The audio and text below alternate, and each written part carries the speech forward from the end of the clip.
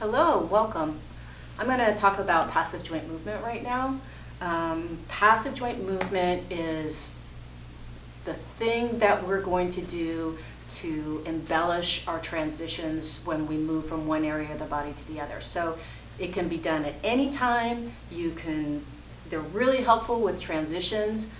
In the classroom setting, I use them as a visual cue to me when I've called out the recipe and you're waiting for me to call out the next thing, and I look and I see everyone's doing passive joint movement. You're waiting for me to call out the next thing. So, but it's really great to use as a transition. So the first thing that you want to get is this rocking at the hips. So you need to kind of figure out your client's rhythm. You can impose their own rhythm, so I can be more vigorous if I want to like that, but it feels really nice just to have, so it can be as subtle as that. Some people really need a quiet one. So I'm gonna come here and get a sense. One thing I want you to notice is that my hand doesn't leave his body, so it's not that, sorry.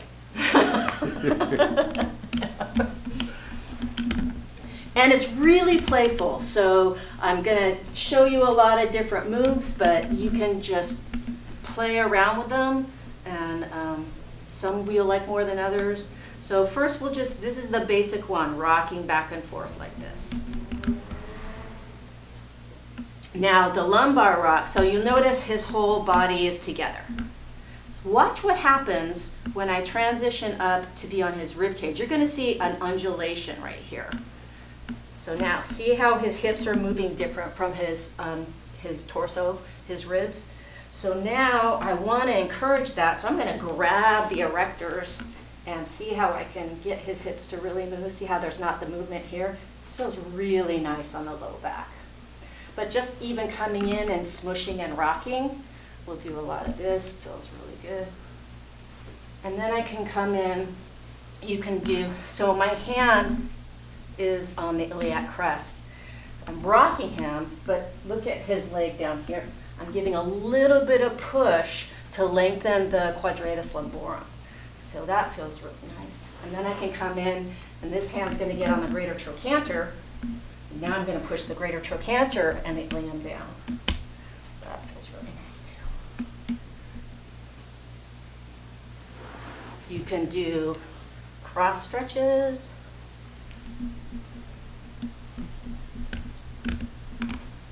I'm going to come up above his head, and I can do, in sports we call it the cha-cha, so I'm alternating pushing the hips down. It looks circular, but the intention is to alternate pushing the hip down.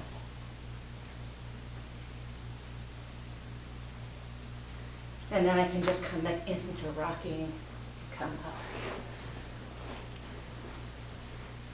Now I'm going to work a little bit on the shoulders and the arms. So I'm going to come down. I'm going to place my hand on top of his hand. And his elbow is already a little bent. That's what I want. I'm going to lift up the elbow, and I'm anchoring the hand down, and I'm just going to pull the shoulder back and bounce it. And then I can bounce the elbow.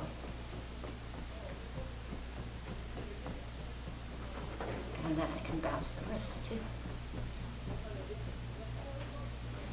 Now I'm going to come up. I'm going to get my hand underneath the shoulder, and I'm looking for this nice, so the humerus is here. I'm looking for this nice deep well right here to get my hands in, so that the front of his humerus is cupped in my hand, and my fingers aren't jabbing into his bones.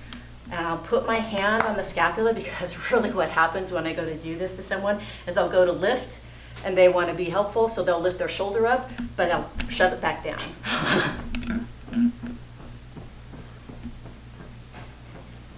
And then I can grab scapula a little bit, pull it down. I can come up. I can do both shoulders, and then I can throw in some thumb presses if I wanted to along here. Or I could alternate. just kind of do it backwards. I'm gonna lift his arm up, bounce his scapula.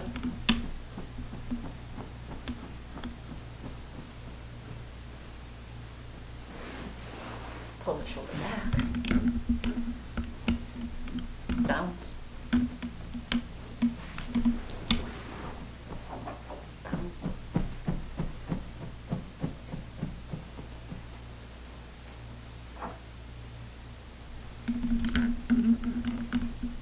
So doing this one again on the ilium, pushing the pelvis down to lengthen the quadratus lumborum. Again, on the greater trochanter.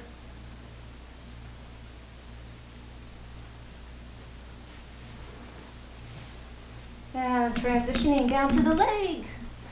Clay snake. Just like you roll to make a long clay thing, just roll the leg.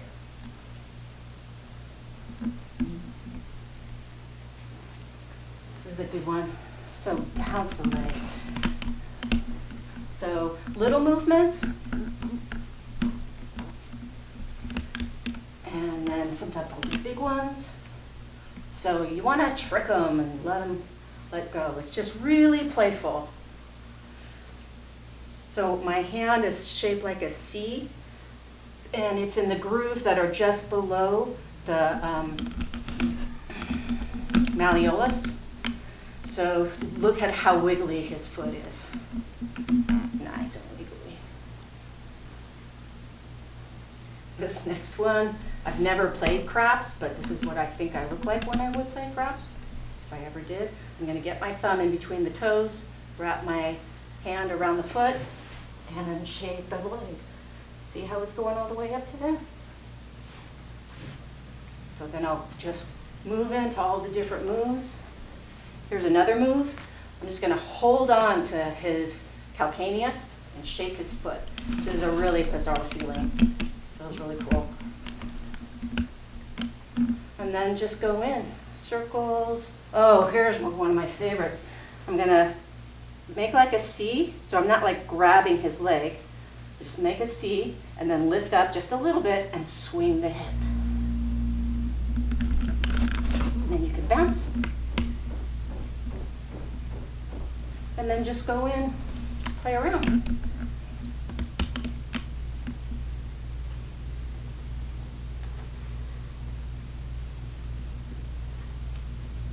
Now I'm going to come down and do a couple of things here. I like to hold on to the heels, bounce his whole body. And I can move back a little bit. I can go from side to side. I can do double Dutch.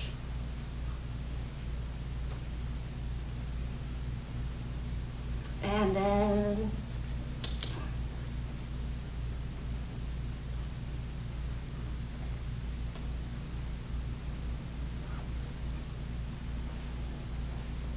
again, jiggle, jiggle, jiggle, play, play, play, play, play. Look at the gas strap jiggle. Look at that, look at that. Yeah.